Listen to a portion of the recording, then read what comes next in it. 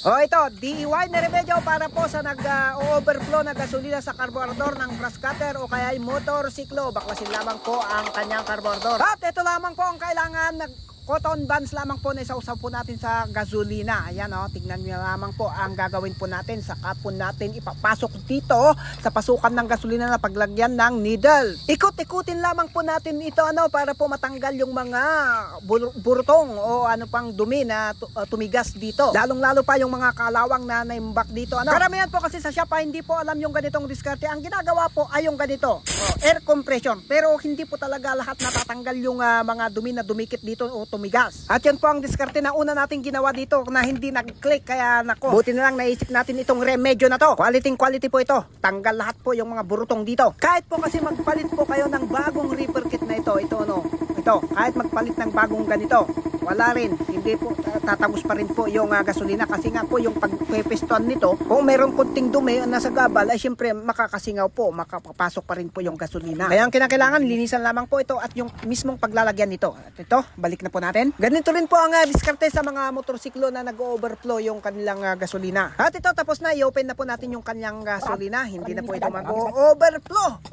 Okay na po ito. Ayan, okay na. Wala nang overflow. At ito, ang tanong na po natin. Ayan, okay na. Pwede na po natin gamitin. Yun lamang po.